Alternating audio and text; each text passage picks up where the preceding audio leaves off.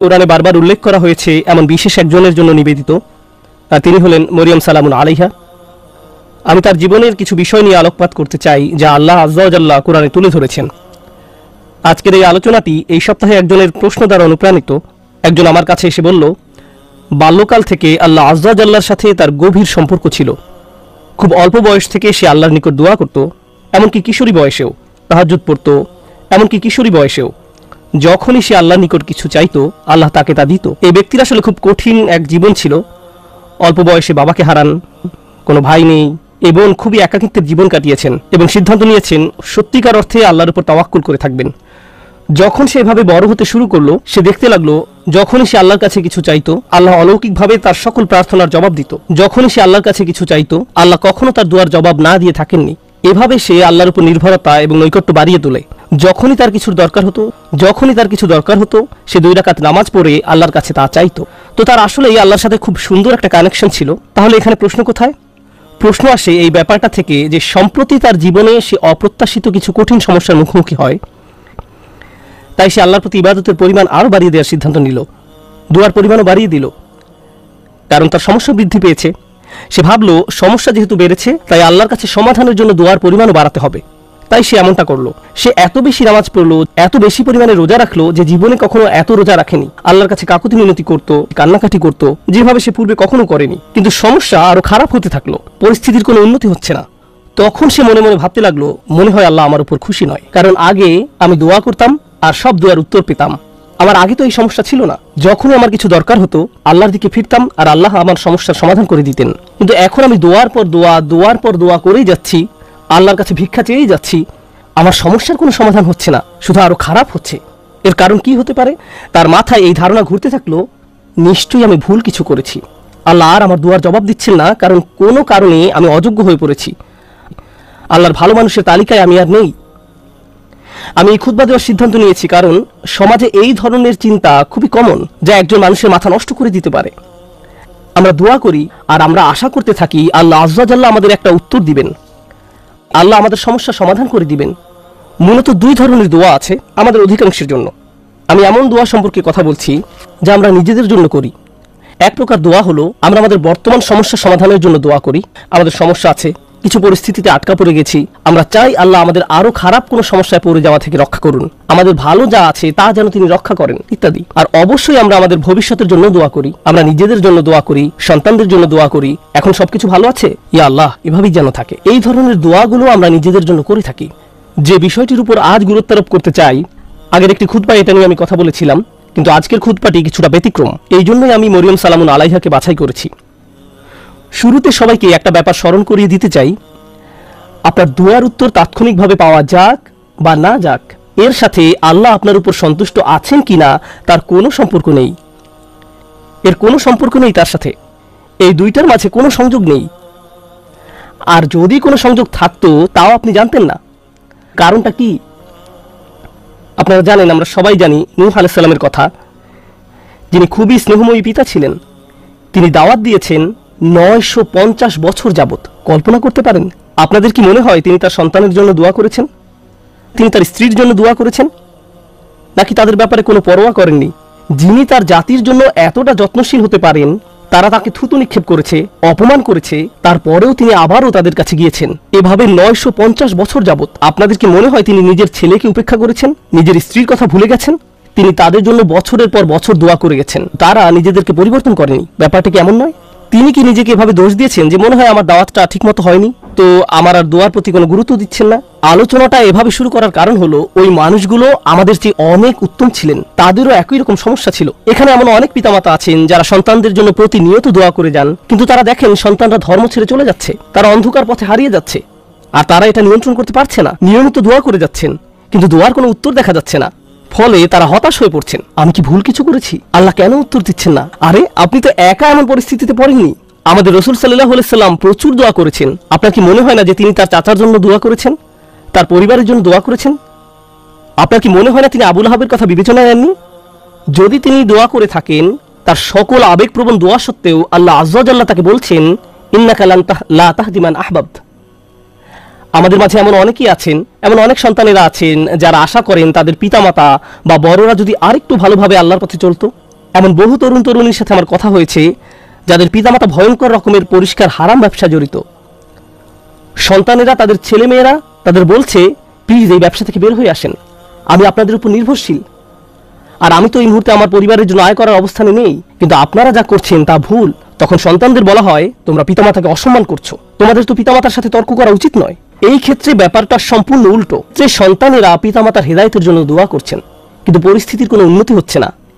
এর বাহিরেও কারো হয়তো ভয়ঙ্কর অসুস্থতা দেখা দিতে পারে, স্বাস্থ্য সংক্রান্ত চরম দুর্দশাও আসতে পারে, অথবা চাকরি খুঁজে পাচ্ছেন না, অর্থনৈতিক সমস্যায় আক্রান্ত, আর আপনি আল্লাহর কাছে দোয়া করে যাচ্ছেন, মনে মনে বলছেন, আমি তো গত বছর ইতিকাফও করেছি, আমি দোয়া করেই গেছি, সারা রাত সিজদায় পড়েছিলাম, এরপরেও আমার সমস্যা রয়ে গেছে, এরপরেও কোনো সমাধান আসেনি। সবার আগে আমি আপনাদের সবাইকে মনে করিয়ে দিতে চাই যে নবীরা, তাদের সকলেই, আমাদের বহুকাল পূর্বে যারা এসেছিলেন, আল্লাহ অনবরত তাদের দোয়ার কথা কোরআনে উল্লেখ করেছেন, তাদের সমস্যাগুলোর কথাও কোরআনে বারবার উল্লেখ করেছেন। আপনাদের কি মনে হয় না ইয়াকুব আলাইহিস সালাম, যিনি 12 জন সন্তানের পিতা ছিলেন, তিনি তার সব সন্তানের জন্য দোয়া করেছেন? বিশেষ করে ইউসুফ আলাইহিস সালামের জন্য, যখন তিনি ইউসুফকে হারিয়ে ফেলেন, আপনাদের কি মনে হয় না তিনি ইউসুফ আলাইহিস সালামের নিরাপত্তার জন্য দোয়া করেছেন, তিনি যেন তার সুন্দর সন্তানকে আবার দেখতে পান? আমরা জানি তিনি এত বেশি কেঁদেছিলেন যে দৃষ্টিশক্তি হারিয়ে ফেলেছিলেন, অবিয়াদ্দাত আইনাহু, এবং দুঃখে তার চক্ষুদয় সাদা হয়ে গেল। তার এত বছরের দোয়ার কোনো উত্তর পাওয়া গেল না, কিন্তু পরিশেষে উত্তর পাওয়া গেল। আপনাদের কি মনে হয় না যখন মুসা আলাইহিস সালামের মা নিজ ছেলেকে পানিতে ভাসিয়ে দেন, আর দেখতে পাচ্ছেন যে স্রোতের টানে বাক্সটি হারিয়ে যাচ্ছে, বাক্সটি যে কোনো সময় উল্টে যেতে পারে, আর কিভাবে জানেন যে বাক্সটি ওয়াটারপ্রুফ, পানি প্রবেশ করবে না? কিভাবে জানবেন যে এটি পাথরে আঘাত পেয়ে ভেঙে যাবে না? আপনি নদীতে ফেলে দিচ্ছেন একটি বাচ্চাকে, নদীতে। আপনাদের কি মনে হয় না যে মুসার মা আল্লাহর কাছে দোয়া করেছেন? এই দুই দোয়ার ক্ষেত্রে পার্থক্যটা লক্ষ্য করুন। মুসা আলাইহিস সালামের মায়ের ক্ষেত্রে তিনি আল্লাহর কাছে দোয়া করেন, তিনি তার ছেলের সাথে আবার একত্রিত হন ঠিক কয়েক ঘন্টা পর। বাচ্চার পরবর্তী খাওয়ার সময় হওয়ার মধ্যেই সে আবার তার মায়ের দেখা পায়। আর অন্যদিকে ইউসুফ আলাইহিস সালামের ক্ষেত্রে তিনি তার পিতার নিকট থেকে বিচ্ছিন্ন হয়ে পড়েন, কিন্তু বহু বছর যাবত তিনি তার পিতার দেখা পাননি, অনেক অনেক বছর যাবত। আমরা জীবনের সমস্যার মুখোমুখি হব, আর আল্লাহর কাছে দোয়া করার সাথে সাথেই আমাদের সমস্যার সমাধান হয়ে যাবে না। দোয়ার বাস্তবতা বোঝার চেষ্টা করুন। দোয়ার উদ্দেশ্য কি? আমরা প্রায় দোয়াকে তলাবের সাথে গুলিয়ে ফেলি। আরবিতে তলাব মানে কোনো কিছু তালাশ করা, কোনো কিছু দাবি করা, আর দোয়ার আক্ষরিক অর্থ হলো ডাকা, এটাই এর অর্থ। দাআতুকুম মানে আমি তোমাকে ডেকেছি, আমন্ত্রণ জানিয়েছি, এটা হলো দোয়া। আমি এ সম্পর্কে সংক্ষেপে কিছু কথা শেয়ার করতে চাই, পরে মরিয়ম সালামুন আলাইহা নিয়ে কথা বলবো। কখনো কখনো আপনি এমন কিছু সমস্যার মুখোমুখি হন যে মনের মাঝে প্রশ্ন আসে, আমাকে কেন এই সমস্যার মোকাবেলা করতে হবে? আপনাদেরকে একটা কথা জিজ্ঞেস করি, ইউসুফ আলাইহিস সালাম তো 8-9 বছরের এক বালক ছিলেন মাত্র। শিশু মানে তো নিষ্পাপ। একজন শিশু এমন কি করতে পারে যার জন্য সে কিডন্যাপ হতে পারে? একজন শিশু এমন কি অন্যায় করতে পারে যার কারণে সে কুয়ার মধ্যে নিক্ষিপ্ত হবে? একজন শিশু কি করতে পারে যার কারণে সে দাস হিসেবে বিক্রিত হবে ভিন্ন একটি দেশে? আর তিনি প্রাপ্তবয়স্ক হওয়ার পর কি অন্যায় করেছেন যার কারণে তাকে কারাগারে নিক্ষিপ্ত হতে হবে মিথ্যা একটা অভিযোগে? তিনি তো নিজের অন্যায়ের কারণে জেল খাটেননি, তিনি নির্দোষ ছিলেন, আর তাকে এতগুলো বছর জেলে কাটাতে হয়। তাকে জীবনে এমন সব পরিস্থিতির ভেতর দিয়ে যেতে হয়, অন্য কারো এমন হলে বলতো, ভাই জীবন অন্যায্য, কি বা করার আছে, জীবন অন্যায্য। কিন্তু একজন বিশ্বাসীর ক্ষেত্রে কি হয়? সে শুধু বলে না যে জীবন অন্যায্য, সে বলে আল্লাহ অন্যায্য, নাউজুবিল্লাহ। আর আল্লাহ সূরা ইউসুফে বলছেন, আল্লাহু গালিবুন আলা আমরিহি, আল্লাহ তার সকল কাজে তত্ত্বাবধান করছিলেন। ইউসুফের জন্য যত সিদ্ধান্ত নেওয়া হয়েছিল আল্লাহ তার সবগুলোতে প্রভাব রেখেছিলেন। কিভাবে? কখনো কখনো আমি আপনি এমন কিছু সমস্যার মুখোমুখি হব, আল্লাহ জানেন ভালো কিছু সামনে আছে। কখনো কখনো ভালো যা কিছু আসছে তা আপনার নিজের জন্য, আবার কখনো বা অন্য কারোর জন্য, আবার কখনো বা অন্য কারোর জন্য। কখনো কখনো আপনি জীবিত থাকতেই এর উপকার পাবেন, আপনি জীবিত থাকতেই এর উপকার পাবেন, আর কখনো কখনো এই উপকার আসবে আপনি আল্লাহর কাছে ফিরে যাওয়ার পর। ইউসুফ আলাইহিস সালামের ক্ষেত্রে কি হয়েছিল? একজন পিতা তার সন্তান থেকে বিচ্ছিন্ন হয়ে পড়েন। কিন্তু চিন্তা করে দেখুন, তাকে যদি কিডন্যাপ করা না হতো তাহলে তিনি কুয়ায় নিক্ষিপ্ত হতেন না। তিনি যদি কুয়ায় না পড়তেন তাহলে কোনোদিন মিশরে গিয়ে পৌঁছাতেন না। আর মিশরে কোনোদিন না গেলে তিনি জেলে নিক্ষিপ্ত হতেন না। আর যদি জেলে না যেতেন তাহলে জেলের ওই দুই লোকের সাথে তার কোনোদিন সাক্ষাৎ হতো না যাদের স্বপ্নের তিনি ব্যাখ্যা দিয়েছিলেন। ওই দুই ব্যক্তির সাথে যদি তার কোনোদিন দেখা না হতো, তাদের একজন বেঁচে যায় এবং রাজার খেদমতে নিয়োজিত হয়। আর যখন রাজা একটি স্বপ্ন দেখলেন, ওই ব্যক্তি তাহলে কোনোদিন বলতেন না যে হ্যাঁ আমি এক লোকের কথা জানি যে আপনার স্বপ্নের ব্যাখ্যায় সাহায্য করতে পারবে। স্বপ্নটা কি ছিল? দেশে 7 বছর হবে প্রাচুর্যের, আর পরবর্তী 7 বছর দেশে কোনো ফসল ফলবে না, কোনো উৎপাদন হবে না, মানুষ দুর্ভিক্ষে মারা যাবে। যদি ইউসুফ জেলে না যেতেন আলাইহিস সালাম এবং তাকে মুক্তি দেওয়া না হতো ওই স্বপ্নের ব্যাখ্যা করার জন্য সেই সময়, তাহলে দেশ অর্থনৈতিক, ফাইন্যান্সিয়াল এবং সামাজিক এক দুর্যোগে পতিত হতো। লক্ষ লক্ষ শিশু দুর্ভিক্ষে মারা যেত। একজন শিশু কষ্ট স্বীকার করলো কয়েক বছরের জন্য, এক শিশুর কষ্ট স্বীকারের ফলে আল্লাহর পরিকল্পনা ছিল অগণিত পরিবারকে অনাহারের সন্তান হারানোর বেদনা থেকে রক্ষা করবেন। এই পরিকল্পনার কারণে ইউসুফ আলাইহিস সালাম জেল থেকে ফিরে এসে স্বপ্নের ব্যাখ্যা করলেন এবং অর্থ মন্ত্রণালয়ের দায়িত্ব নিলেন। আমার এক বন্ধুর নাম হয়তো আপনারা শুনে থাকবেন, তার নাম রবার্ট ডেভিলা। আমি ওই বোনকে তার সম্পর্কে জিজ্ঞেস করেছিলাম। সে বলল সে তার কথা শুনেছে। সে তার শরীরের কোনো অংশ নাড়াতে পারে না, শুধু মুখমণ্ডল ছাড়া। সে কি এমন অন্যায় করেছে যার কারণে এমন পরিস্থিতি? কিছুই না। কিন্তু কত মানুষ ইসলাম গ্রহণ করেছে তার এই অক্ষমতার দরুন। কত শত মানুষ এই ঘটনার কথা শুনে আল্লাহর পথে ফিরে এসেছে। কত শত মানুষ আল্লাহর প্রতি অকৃতজ্ঞ ছিল, যদিও তারা মুসলিম ছিল কিন্তু নামে মাত্র মুসলিম ছিল, এবং সিদ্ধান্ত নিল যে আল্লাহর কাছে আত্মসমর্পণ করবে। কারণ ওই মানুষটি একটি বিছানায় শুয়ে আছে, তার কষ্ট, দুর্ভোগ লক্ষ লক্ষ মানুষের জন্য হেদায়েতের কারণে পরিণত হলো। বুঝতে পারছেন? কখনো কখনো আমি আপনি কষ্টকর অবস্থায় পতিত হই, যা আসলে খুবই সামান্য, এমন অসংখ্য কল্যাণ আর এমন অসংখ্য উপকারের জন্য, যা হয় এখন আমার কাছে আসবে, নতুবা আল্লাহর কাছে ফেরত যাওয়ার পর আমি এর উপকার ভোগ করব। সুতরাং আমাদের দোয়া কোনো কিছু অর্ডার করার মতো নয়। যখন ওই বোন আমাকে তার সমস্যার কথা বলছিল, সাথে সাথে আমার মরিয়ম সালামুন আলাইহার কথা মনে পড়ল। কারণ মরিয়ম সালামুন আলাইহার ক্ষেত্রে এমনকি ছোট বয়সেও তার জন্ম আশ্চর্যজনক। তার জন্মের কথা কোরআনে উল্লেখ করা হয়েছে। খুব বেশি সংখ্যক মানুষের জন্মের কথা কোরআনে উল্লেখ করা হয়নি। মা একটি ছেলে সন্তান আশা করেছিলেন, কিন্তু তার একটি মেয়ের জন্ম হলো। আর আল্লাহ বলেন ওয়ালাইসা যাকারু কাল উনসা, যার অনেকগুলো গভীর অর্থ রয়েছে। আমি এখন শুধু একটি অর্থ হাইলাইট করছি। এই মেয়েটি অন্য কোনো ছেলের মতো নয়, এই মেয়েটি স্পেশাল। প্রসঙ্গত দয়া করে এই কথাগুলো মনে রাখবেন। পরের বার আপনাদের কেউ যদি সন্তান সম্ভবা হয়ে থাকেন, আপনি আশা করছেন, আপনার মা আশা করছে, আপনার চাচাতো খালাতো ভাই বোনেরা আশা করছে একটি ছেলে শিশুর জন্ম হবে, কিন্তু একটি মেয়ের জন্ম হলো, তখন মনে রাখবেন আল্লাহ মরিয়ম সালামুন আলাইহার জন্মের মতো কারো জন্মের কথা এভাবে হাইলাইট করেননি। মেয়ে সন্তান পাওয়া সম্মানের, মেয়ে সন্তান পাওয়া আল্লাহর একটি উপহার। মেয়ের জন্ম হলে অসন্তুষ্ট হওয়া আসলে মুশরিকদের বৈশিষ্ট্য। আল্লাহ মুশরিকদের সম্পর্কে বলেন যাল্লা ওয়াজহুহু মুসওয়াদ্দান ওয়া হুয়া কাযীম, তাদের কাউকে যখন কন্যা সন্তানের সুসংবাদ দেওয়া হয় তখন তার মুখ কালো হয়ে যায়, সে অন্তর্জ্বালায় পুড়তে থাকে। মেয়ে সন্তান পাওয়া আল্লাহর পক্ষ থেকে আশীর্বাদ এবং সম্মান। মেয়ের জন্ম হলে যদি অসন্তুষ্ট হয়ে পড়েন, তাহলে আপনি শুধু আল্লাহর উপহারেরই অসম্মান করছেন না, আপনি কোরআনের আয়াতকে অসম্মান করছেন। এই কথাগুলো মনে রাখবেন। এই শিশুর জন্ম হলো, তাকে আসলে বিশেষ একটি জায়গা দেওয়া হলো। তখনকার সময়ের কেন্দ্রীয় মসজিদে জাকারিয়া আলাইহিস সালাম তার দেখাশোনা করতেন। আর যখনই তিনি তার খোঁজ খবর নেওয়ার জন্য আসতেন, কারণ মরিয়ম আলাইহিস সালাম আল্লাহর ঘরে থেকে আল্লাহর ইবাদতে নিজেকে উৎসর্গ করলেন। কুল্লামা দাখালা আলাইহা জাকারিয়াল মিহরাব ওয়াজাদা ইনদাহা রিজকান, যখনই জাকারিয়া মেহরাবের মধ্যে তার কাছে আসতেন, কিছু খাবার দেখতে পেতেন। তিনি জিজ্ঞেস করলেন, এগুলো কোথায় পেলে তুমি? এই ফলগুলো তো এখন উৎপাদন হয় না, এমনকি এগুলো এই সিজনেরও নয়, এগুলো শীতকালে হয় আর ওইগুলো গরমকালে জন্মে, তুমি এইসব ফল কোথায় পেলে? উত্তর দিতেন ক্বালাত হুয়া মিন ইনদিল্লাহ, এগুলো আল্লাহর পক্ষ থেকে বিশেষভাবে এসেছে। এই ফলগুলো আমার নিকট আল্লাহর পক্ষ থেকে এসেছে। ভাবতে পারেন এমন একজনের কথা যার দোয়া এমন ভাবে কবুল হয় যে আকাশ থেকে খাদ্য অবতীর্ণ হয় এই নারীর জন্য। তাই যখন ওই বোন আমাকে বলছিলেন তার দোয়া কবুল হয়ে যায়, আমি সাথে সাথে মরিয়ম সালামুন আলাইহার কথা মনে করলাম।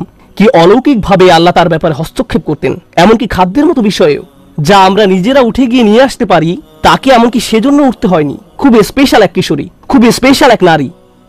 এখন এই নারী সম্পর্কে যে ব্যাপারটি আজকে গুরুত্ব দিয়ে তুলে ধরতে চাই, তা হলো একদিন তার নিকট এক ফেরেশতার আগমন ঘটল। ফেরেশতা বলল সে একটি বাচ্চার মা হতে যাচ্ছে। তার মাথায় প্রথমে আসলো, আমি তো বিবাহিতা নই, আমি মা হব বলে তুমি কি বোঝাতে চাচ্ছ? লাম ইয়ামসাসনি বাশার, আমাকে তো কোনো পুরুষ স্পর্শ করেনি, আমার বাচ্চা হবে বলে তুমি কি বোঝাতে চাচ্ছ? কাযালিকি ক্বালা রাব্বুক, আমি দুঃখিত, আমরা এসেছি শুধু সংবাদ জানাতে, এটা হবে কি হবে না সেই ব্যাপারে পরামর্শ করতে নয়। সেই সিদ্ধান্ত ইতিমধ্যে নেওয়া হয়ে গেছে, তুমি একটি বাচ্চার মা হতে যাচ্ছ। এখন তিনি পুরোপুরি আতঙ্কিত, আমি কি করব? তিনি আল্লাহর কাছে ফিরে আশা করতে পারতেন এমনটি যেন না হয়, কিন্তু এটা তো ঘটবেই। আমি আপনাদের জন্য পরের কিছু ঘটনা এখন বর্ণনা করছি, যেন উপলব্ধি করতে পারেন এই নারী কেমন এক কঠিন পরীক্ষায় পড়েছিল। বাচ্চার জন্মের পর তিনি তার নিজ শহরে ফিরে আসলেন। সমাজের সবাই তাকে দেখত দুনিয়া ত্যাগী, আল্লাহওয়ালা নারী হিসেবে, এমন নারী যে আল্লাহর ইবাদতে সবসময় নিয়োজিত থাকে, এমন নারী যাকে তাদের নবী জাকারিয়া আলাইহিস সালাম সমর্থন জানিয়েছিলেন, এমন নারী যিনি জাকারিয়া আলাইহিস সালামের তত্ত্বাবধানে বড় হয়ে ওঠেন। মসজিদের আশেপাশের সবাই সেখানে দাঁড়িয়ে আছেন আর তিনি একটি বাচ্চা কোলে করে এগিয়ে আসছেন। সবাই তখন একসাথে তাকে অপমানিত করতে শুরু করলো। কিভাবে তুমি এমন কাজ করতে পারলে? নিজের কি সর্বনাশ তুমি করে ফেলেছো? পর্দার অপর পাশে আজকের জুমার নামাজে অনেক মহিলা উপস্থিত আছেন। আপনারা জানেন কোনো মুসলিম নারী এমন অবস্থার কথা কল্পনাও করতে পারেন না যেখানে তিনি একটি বাচ্চা কোলে নিয়ে দাঁড়িয়ে আছেন আর মানুষ বলছে এই বাচ্চা বৈধ নয়। তার পক্ষে এমন ধরনের অপমানের কথা কল্পনাও আনা সম্ভব নয়। আর আমাদের পুরুষদেরকেও এই ধরনের অভিযোগের কথা কল্পনা করতে পারবো না। আমাদের বোনদের জন্য, আমাদের মায়ের জন্য, আমাদের মেয়ের জন্য এটা আমাদের চিন্তার বাহিরে। একজন মুসলিমের জন্য আমাদের মান মর্যাদা আমাদের জীবনের চেয়েও মূল্যবান। আত্মমর্যাদার যে চেতনা আল্লাহ আমাদের দান করেছেন তা আমাদের কাছে আমাদের জীবনের চেয়েও বেশি মূল্যবান। আর তিনি জানতেন তিনি যখন নিজের এলাকায় ফেরত যাবেন তখন লোকজন এমন কথাই বলবে। তার পেছনে বলা বলি করলে এক কথা, কিন্তু তারা লোক সম্মুখে তার মুখের উপর বলছে, একেবারে সরাসরি তাকে বলছে তিনি কিভাবে এই সমস্যার মোকাবেলা করলেন। কারণ যত দুয়াই তিনি করেন না কেন আল্লাহর সিদ্ধান্তে কোনো পরিবর্তন হবে না। আল্লাহ সিদ্ধান্ত নিয়েছেন তাকে এই পরীক্ষার সম্মুখীন হতে হবে, তাকে সমাজের সামনে এভাবে দাঁড়াতে হবে। তখন তিনি কি করলেন? যখন প্রসব বেদনা শুরু হলো তিনি বলে উঠলেন, ইয়া লাইতানি মিত্তু ক্বাবলা হাযা। তিনি বলে উঠলেন, হায় আমি যদি কোন রূপে এর পূর্বে মরে যেতাম। আশা করছি সন্তান প্রসবকালে মারা যাব, কারণ সামনে যে অপমান সইতে হবে তার থেকে মৃত্যুর মাধ্যমে সহজে অব্যাহতি পাওয়া যাবে। কোরআনের অন্য কোথাও কারো মৃত্যু কামনা করার কথা উল্লেখ নেই, শুধু এই জায়গায়। একবার চিন্তা করে দেখুন কেন তিনি মৃত্যু কামনা করছেন। আল্লাহ আজ্জা জাল্লাহ স্বীকার করছেন যে কখনো কখনো মানুষ এমন কঠিন মানসিক আঘাতে জর্জরিত হবে যে মৃত্যু কামনা করে বসবে। এমন পরিস্থিতিতেও মানুষ পড়বে। ঠিক এমনই এক চরম পরিস্থিতিতে তিনি পড়ে গেলেন আর আল্লাহ এটা স্বীকার করলেন, ইয়া লাইতানি মিত্তু ক্বাবলা হাযা। আমি এটা পড়ার পর প্রচন্ড ধাক্কা খেলাম। কিভাবে তিনি এমন কথা বলতে পারলেন? জানেন তো আমাদের রাসূলুল্লাহ সাল্লাল্লাহু আলাইহি সাল্লাম বলেছেন, লা ইয়াতামান্না ইয়ান্না আহাদুকুমুল মাউতা। তোমাদের কেউ যেন মৃত্যুর আকাঙ্ক্ষা না করো, তোমাদের মৃত্যু কামনা করা উচিত নয়।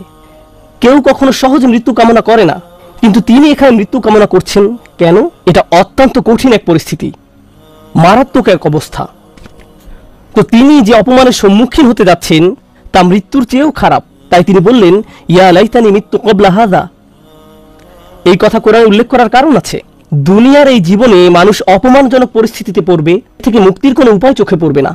অনেককে তাদের পরিবারের সম্মুখীন হতে হবে, মিথ্যা অপবাদের সম্মুখীন হবে, অতীতের কোনো ভুলের মোকাবেলা করতে হবে। কি জানে তাদের এমন ধরনের মানসিক আঘাতের মোকাবেলা করতে হবে। তখন তারা মরিয়ম সালামুন আলাইহার উদাহরণের সান্ত্বনা খুঁজে পাবেন। কিন্তু তিনি এখানেই থেমে যাননি। তিনি বললেন, ওয়া কুনতু নাসিয়াম মানসিয়া। নাসিয়ান মানসিয়া খুবই অসাধারণ শব্দ যুগল। তারা বলে ফাল ও ফিল এবং এই দুইটা ওজন। তারা নিসিও বলে, এক কিরাতে এটাকে নিসিয়ান, অন্য কিরাতে নাসিয়ান পড়া হয়, জিবহ এর মতো। আরবি ভাষায় দুই ধরনের শব্দ আছে, জিবহ ও মাজবুহ। একইভাবে নাসি এবং মানসি এই শব্দগুলোর প্রথমটা আসলে ব্যবহৃত হয়, আমি আপনাদের জন্য লিখে এনেছি। ولا يقال للكبش ذبح إلا إذا أعد للذبح। কোন প্রাণীকে অর্থাৎ কোন ছাগল বা ভেড়াকে আপনি ততক্ষণ পর্যন্ত জিবহ বলবেন না যতক্ষণ না এটি জবাই করার উপযুক্ত হয়। জবাই করা হয়ে গেলে এটাকে বলা হয় জাবিহ, এটাকে বলা হয় মাজবুহ। জবাইয়ের আগে না, আগে বলা হয় জিবহ। তিনি দুইটি শব্দ ব্যবহার করলেন, যদি আমি মরে যেতাম, যদি মানুষের স্মৃতি থেকে বিলুপ্ত হয়ে যেতাম, এভাবে অনুবাদ করা হয়। কিন্তু এখানে যে দুইটি শব্দ আছে সেটা ওনারা ভুলে গেছেন। একটা শব্দ নাসিয়ান, অর্থ আসলে তিনি তো মসজিদ থেকে অনেক দূরে, ঠিক না? তিনি এখন বাড়িতে অবস্থান করছেন না। কেউ যেন কোনোদিন আমাকে মিস না করে, তারা যেন এই প্রশ্নটাই না করে যে মরিয়ম কোথায় গেল। আমি যদি অদৃশ্য হয়ে যেতাম, যদি মানুষের স্মৃতি থেকে বিলুপ্ত হয়ে যেতাম এই মুহূর্তে, কারো যেন কোনোদিন আমার কথা মনেও না হয়। এটা হলো নাসিয়ের অর্থ। চিন্তাও মাথায় না আসে যে এক সময় আমার অস্তিত্ব ছিল। এমন অনেকেই আছে যারা এত কঠিন হতাশা এবং উদ্বেগের ভিতর দিয়ে যায় যে ঘর থেকেই বের হয় না, ফোন রিসিভ করে না, টেক্সট মেসেজের কোনো জবাব দেয় না। তারা এত বেশি মানসিক যন্ত্রণা অনুভব করে যে তাদের ইচ্ছা হয় যদি তারা মানুষের স্মৃতি থেকে বিলুপ্ত হয়ে যেত। কেউ যদি তাদের দরজায় করাঘাত করে তারা ভাবে যদি তারা আমার কথা ভুলে যেত, হায় যদি আমার কারোর সাথে আর দেখা না হতো। তারা সবকিছু থেকে নিজেকে বিচ্ছিন্ন করে নিজের মাঝেই বসবাস করতে চায়। এর নাম হলো নাসিয়ান। তিনি ইতোমধ্যে আশা করছেন যেন তার মৃত্যু হয়, কেউ যেন তার খোঁজ করতেও না আসে।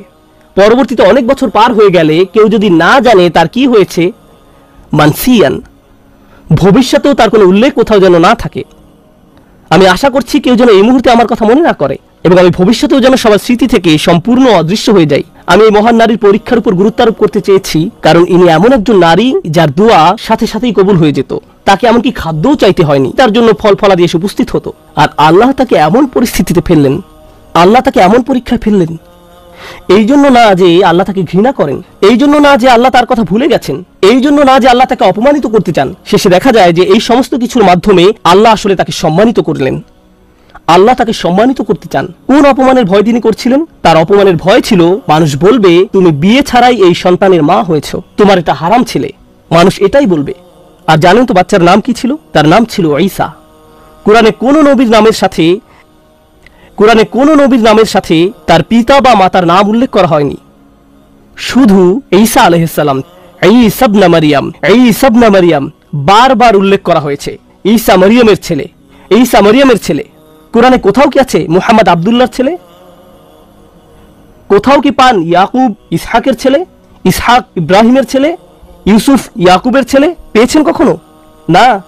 অনেকবার আল্লাহ এই রাসূলকে যখনই সম্মানিত করেছেন, সাথে সাথে তার মাকেও সম্মানিত করেছেন। প্রসঙ্গত বিষয়টা গুরুত্বপূর্ণ। আরবরা যখন ইবনে বলে বা এমনকি সেমেটিক মানুষরা যখন ইবন বলে, ঠিক পরেই তারা পিতার নাম উল্লেখ করে, তারা পিতার নাম বলে। আপনার নামের শেষাংশ আসে পিতার কাছ থেকে। আল্লাহ এই সাধারণ নিয়মের বাহিরে গিয়ে মানুষকে মনে করিয়ে দিয়েছেন যে তার কোনো পিতা নেই, আর আমি সাধারণ নিয়মের বাহিরে গিয়ে এই মাকে সম্মান দেখাবো। ঈসা ইবনে মারইয়াম। প্রতিবার আল্লাহ এই অপমানের কথা উল্লেখ করেছেন অন্য কারণে। আর এই বিষয়টা বলেই আমি আমার খুতবার সমাপ্তি টানছি। কখনো কখনো আপনার কষ্ট অন্য মানুষের মুক্তির কারণে পরিণত হবে। আপনি সমস্যায় পড়েছেন কারণ এটা আপনার থেকেও বড় কোনো উদ্দেশ্য সাধন করবে, তখন তাদের জন্য সাদাকায়ে জারিয়ায় পরিণত হবেন। আপনার কারণে তারা ভালো কিছু অর্জন করবে। মারিয়াম সালামুন আলাইহার এই কষ্ট থেকে প্রতিবার যখন কোনো নারী অপমানিত হয়, প্রতিবার যখন কোনো নারী অপবাদের শিকার হবে, প্রতিবার যখন কোনো নারী কামনা করবে যদি সে মরে যেত পরিস্থিতির মুখোমুখি হওয়ার চেয়ে, তখন সে মারিয়াম সালামুন আলাইহার কষ্টের মাঝে নিজের সান্ত্বনা খুঁজে পাবেন। আর যখনই কোনো নারী সান্ত্বনা খুঁজে পাবে, মারিয়াম সালামুন আলাইহার মর্যাদা এতে আবারও বেড়ে যাবে। সুবহানাল্লাহ। আমাদের দোয়ার মাধ্যমে আমরা আল্লাহর সাথে সংযোগ স্থাপন করি। আমাদের দোয়া এমন কিছু নয় যার মাধ্যমে এই দুনিয়া জান্নাতে পরিণত হবে। পৃথিবীর এই জীবনে পরীক্ষা থাকবেই। আমাদের চেয়ে বহুগুণে উত্তম মানুষদের জীবনে সমস্যা ছিল, আর এটা ঠিক আছে। লাকাদ খলাকনাল ইনসানা ফি কাবাদ। আমি মানুষকে সৃষ্টি করেছি অত্যন্ত কষ্ট ও শ্রমের মাঝে। কষ্ট ক্লেশ জীবনেরই অংশ। দুয়ার উদ্দেশ্য হলো আমাকে আপনাকে এই কষ্টগুলো মোকাবেলায় সাহায্য করা। আর কখনো ভুলে যাবেন না যে আল্লাহ আমাদের সাথে আছেন। আল্লাহ আজ্জা জাল্লাহ আমাদের সেসব মানুষদের অন্তর্ভুক্ত হওয়া থেকে রক্ষা করুন যারা ঈমান হারিয়ে ফেলে। আল্লাহ আজ্জা জাল্লাহ আমাদের মর্যাদা দান করুন এবং আমাদের এই কথা স্মরণে রাখতে সাহায্য করুন যে মানুষ আপনাকে অপমানিত করতে চাইবে যেভাবে তারা মারিয়াম সালামুন আলাইহাকে অপমান করেছিল। লোকে আপনার সম্পর্কে কি মনে করে আর আল্লাহ আপনার সম্পর্কে কি মনে করেন, এর মাঝে বিশাল পার্থক্য আছে। কারণ আপনি যদি লোকের কথা মানেন তাহলে মরিয়ম ছিলেন সমাজের সবচেয়ে অপমানিত, আর যদি আল্লাহর কথা মানেন তাহলে তিনি ছিলেন মানব ইতিহাসের সবচেয়ে মর্যাদাবান নারীদের একজন। তাই আমরা আল্লাহর কথা মানব। ওয়ালাকাদ কাররামনা বানি আদম। আর আমি তো আদম সন্তানদের সম্মানিত করেছি। আল্লাহ আজ্জা জাল্লাহ আমাদেরকে তার নিকট সম্মানিত মানুষে পরিণত করুন, মানুষের নিকট সম্মানিত করার পূর্বে।